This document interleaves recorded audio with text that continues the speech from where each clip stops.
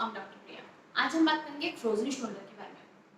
Frozen shoulder का से आप लोग काफ़ी लोग नॉन होंगे और आप में से कई लोग अफेक्टेड भी होंगे। जैसे इसका नाम से ही क्लियर इसका पता लगता है कि शोल्डर का मूवमेंट फ्रीज हो जाना, तो it's a frozen shoulder.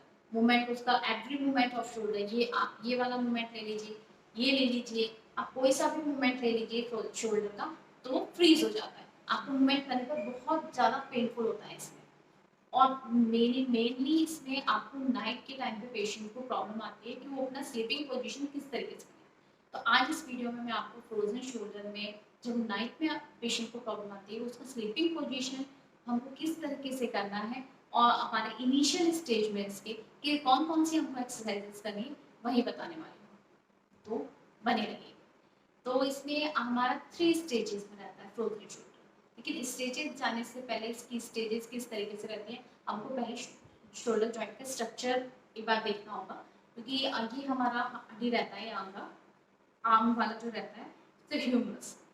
Humerus का हेड जो होता है, आप फील करके टच करके देखिए, ये एक बॉल की तरह रहता है। ये तो और ये एक सॉकेट में फिट होता है, इसको बॉल एंड सॉकेट जॉइंट बोलते हैं। तो ये हमारा सॉकेट हुआ, ये हमारा बॉल, ये वाला, ठीक है। ये आपका आर्म इस तरीके से, तो ये इसमें रहता है। इसके जिस कैप्सूल में ये फिट हो रहा है हमारा, जिस कैविटी में ये जा रहा है, तो इसके अराउंड में इसका थिकनिंग हो जाती है। इसकी थिकनिंग हुई, इसके आसपास के हमारे शोल्डर के आसपास के जॉइंट्स की हमारा टिश्यूज टाइट हुए की टाइटनेस हो जाती है। तब ये जब इसका इन्फ्लामेशन हो जाता है, इसमें स्वेलिंग हो जाती है। तो जब इसकी थिकनिंग हुआ, इन्फ्लामेशन हुआ, तो हमारे शोल्डर जॉइंट को, ये जो हमारा ये हेड है इसका, ये वाला बॉल वाला, तो इसका जब ये मूवमेंट, जब हमारा हेड इस तरीके से ये इस पोजीशन में रहता है, जब ये मूवमेंट करेगा, कोई सा मूवमेंट करेगा, तो उसको स्पेस नहीं मिलता है।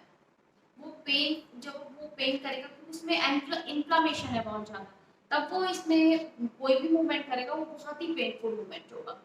तो हमारा ये हमारा होता है फर्स्ट स्टेज ऑफ हमारा फ्रोजन शोल्डर, जो कि इन्फ्लामेशन वाला होता है।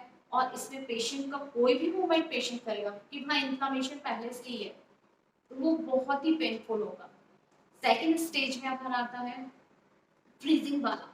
तो उसमें वो बिल्कुल जॉइंट इसको इस तरीके से जकड़ लेता है, क्योंकि उसमें इन्फ्लामेशन हुआ था, उसमें स्वेलिंग थी। लेकिन हमारा जैसे इन्फ्लामेशन हमारा कोई भी किसी भी जॉइंट पर, सपोज आपको यहाँ चोट लगी, आपका एल्बो पर आपको चोट लगी, आप गिरे, चोट लगी, आपका ऊपर अपर जो हमारा बाउंड है वो हमको क्लियर दिखता है। उसके बाद जब वो हील होने लगता है, उसके पेट के ऊपर एक स्कार आ जाता है बाउंड के ऊपर। तो जो वो स्कार होता है, इसी तरीके से इनर साइड में भी हमारा स्कार फॉर्मेशन होता है। स्कार फॉर्मेशन हुआ, तो आप जब इसको मूवमेंट कराएंगे तो वो बिल्कुल वो टाइट हो जाता है स्कार से। आप देखेंगे अपर तो आपको दिख रहा है, आप मूवमेंट कराते हैं पेन होता है, लेकिन वो धीरे धीरे अपने आप स्कार हट जाता है। कि इसका मूवमेंट कराएंगे तो वो स्कार से वो और ज्यादा उस एडेसिव एकदम से उसको जकड़ लेता है इस तरीके से। तो आप कोई भी मूवमेंट, बिल्कुल आपका मूवमेंट फ्रीज हो जाता है। आप इसका शोल्डर का मूवमेंट कराएंगे, इस तरीके से वो पूरा जकड़ लेगा, तो आपका मूवमेंट नहीं हो पाएगा। तो वो हमारा रहता है सेकंड स्टेज, बिल्कुल फ्रीजिंग वाला। उसमें पेशेंट का पेन थोड़ा कम हो जाता है, लेकिन आपका मूवमेंट वो फिर भी नहीं कर पाएगा, क्योंकि वो बहुत फर्स्ट स्टेज में हमारा पेन रहता है, पेन रहने के कारण लेकिन थोड़ा मूवमेंट होता है। लेकिन सेकंड स्टेज में बिल्कुल फ्रीज हो जाएगा। थर्ड स्टेज हमारा आता है पेन फ्री वाला। पेन फ्री, और उसका फिर वो स्कार भी हटने लगता है और हमारा फिर से नॉर्मल मूवमेंट आता है। तो ये 3 स्टेजेस में रहता है। लेकिन इस वीडियो में हम लोग फर्स्ट स्टेज के बारे में बात करेंगे, जो हमारा बहुत पेनफुल होता है। उसमें हमको नाइट में किस तरीके से स्लीपिंग करना है और कौन कौन सी एक्सरसाइजेस करनी है। नेक्स्ट एपिसोड में हम सेकेंड स्टेज का बात करेंगे कि उस फ्रीजिंग वाली स्टेज में भी हमको मूवमेंट करना है। मूवमेंट नहीं करेंगे तो बिल्कुल स्टिफ हो जाएगा, बिल्कुल मूवमेंट होगा ही नहीं उसके बाद। इसलिए हमको फर्स्ट स्टेज में कौन कौन सी सिंपल एक्सरसाइजेस करनी है, हल्का हल्का अपना मूवमेंट बनाए रखना है। और स्लीपिंग में इतना प्रॉब्लम आता है पेशेंट को, क्योंकि ना वो स्कर्वट सो पाता है, ना ही इस कंधे का पूरा प्रेशर देके जो अफेक्टेड साइड है। सपोज आपका राइट साइड अफेक्टेड है, तो मैं भी आपको राइट साइड अफेक्टेड वाला ही मैं बताने वाली हूँ किस तरीके से हमको एक्सरसाइजेस करनी है। और स्लीपिंग पोजीशन का मेन है इसमें, स्लीपिंग पोजीशन, क्योंकि यदि आपका नाइट बेटर रहेगा, स्लीप बेटर रहेगा, तो आपका मॉर्निंग भी बेटर रहेगा। तो आगे चलते हैं, स्लीपिंग पोजीशन देखते हैं। तो देखिए, पेशेंट को सोने से पहले आपका अफेक्टेड साइड में सबसे फर्स्ट उसको आइसिंग करना है, क्योंकि ये हमारा इन्फ्लेमेशन वाला फेज है, तो आइसिंग करना है।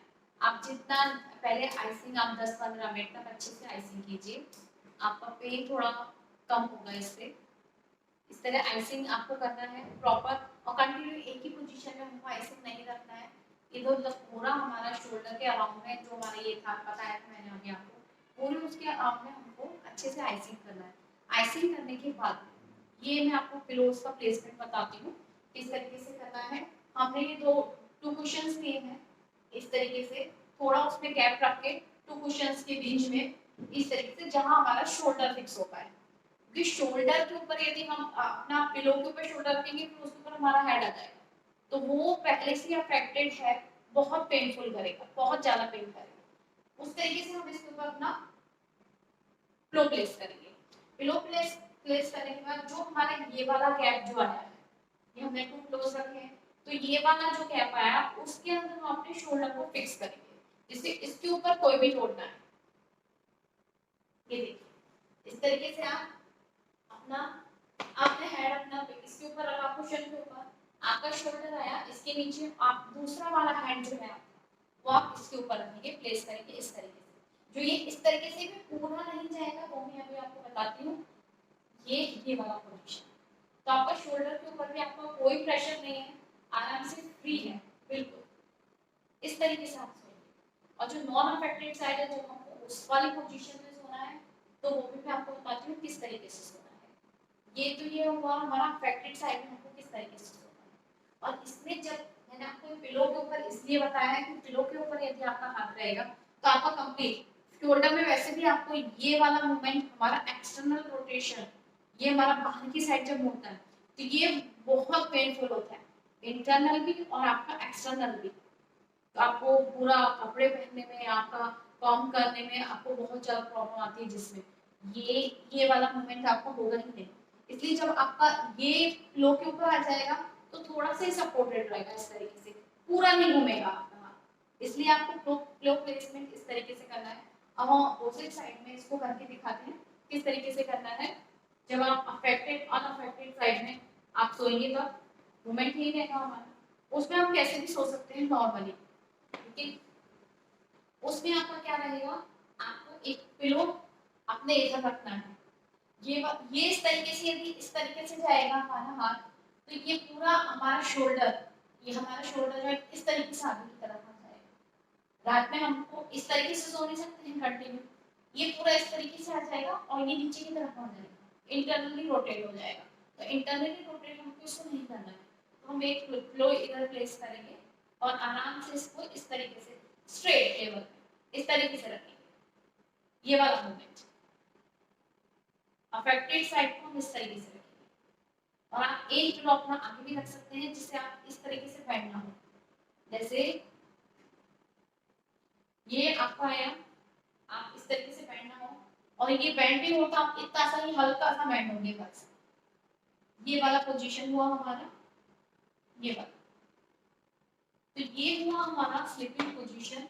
वो दोनों साइड का, हमको इस साइड भी कैसे सोना है, हमको इस साइड भी कैसे सोना है, किस तरीके से सोना है। तो इसमें हमारा पेन जो रहता है, ये वाला इंटरनल रोटेशन हुआ, एक्सटर्नल, इंटरनल। तो इसमें और फिर अब हमको एक्सरसाइजेस किस तरीके से करनी है वो मैं आपको बताती हूँ। स्लीपिंग नॉर्मल एक्सरसाइज है, लेकिन सोने से पहले हमको आइसिंग करना है, और फिर हमको एक्सरसाइजेस किस तरीके से करनी है वो मैं आपको करके दिखाती हूँ। पेशेंट आपका इस तरीके से, आप लोग इस तरीके से सोते हैं, लेट के ही करनी है क्योंकि हमको इसको सपोर्ट देके ही एक्सरसाइज करनी है। नॉर्मल ऐसे खड़े होकर कोई भी एक्सरसाइज करनी है जिससे हमारा ये सपोर्टेड रहे। इसमें आपने ये हाथ रखा इस तरीके से, ठीक है।